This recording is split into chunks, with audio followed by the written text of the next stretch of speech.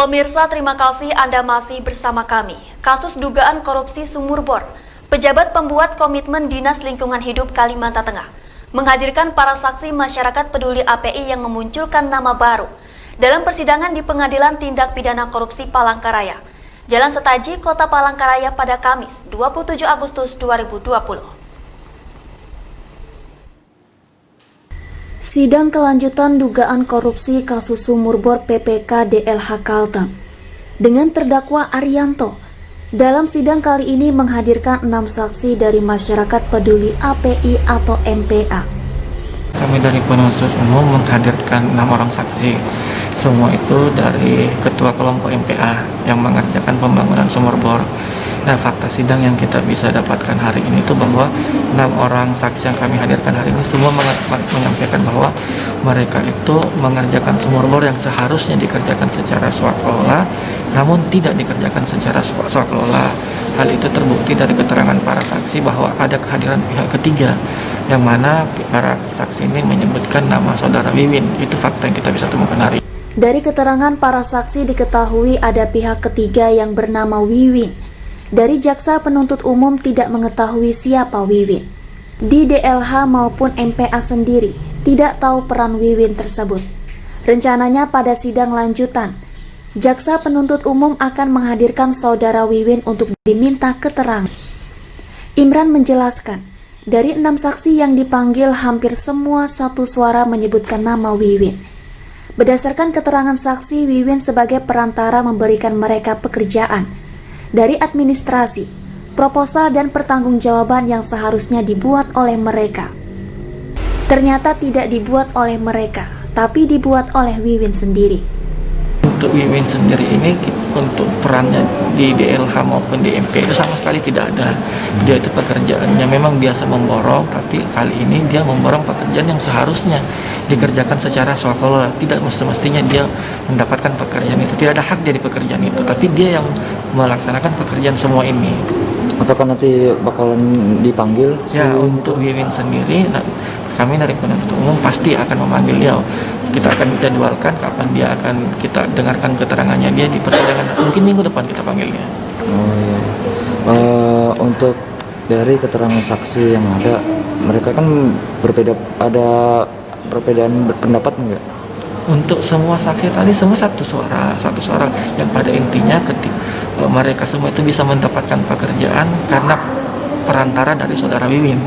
Semua segala macam administrasi mulai dari proposal sampai laporan pertanggungjawaban yang seharusnya dibuat oleh mereka ternyata tidak dibuat oleh mereka, tapi dibuat oleh saudara Wiwin.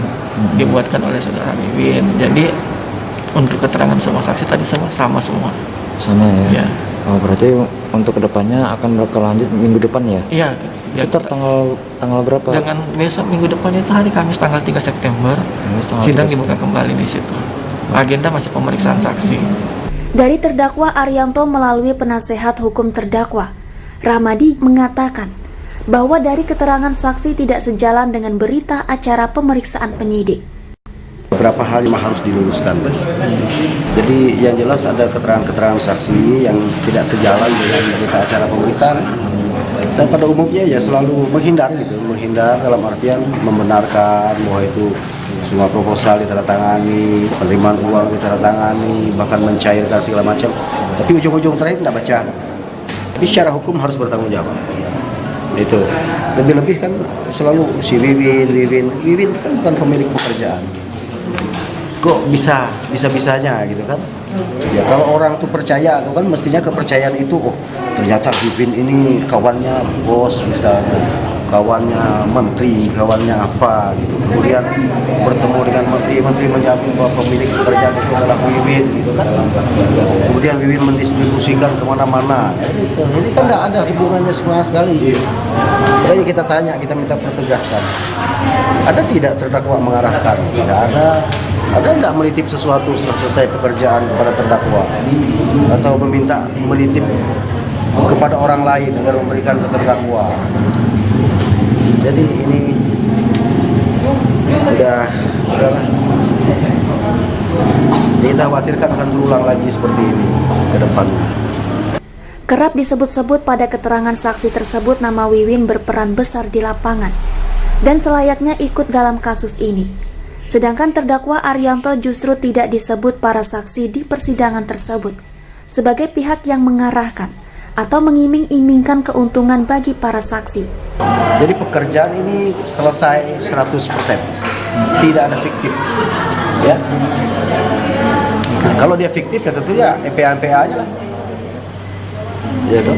Jadi tidak ada yang selama ini kita dengar bahwa seolah-olah fiktif, seolah-olah apa itu tidak benar.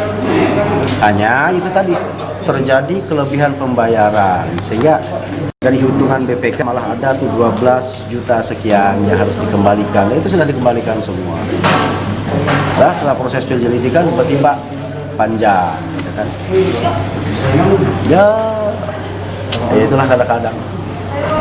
Jadi kalau memang bisa dipersoalkan, ya harusnya Wiwin itu dipersoalkan dari awal. Dari Kota Palangkaraya, Surya Adiwinata melaporkan.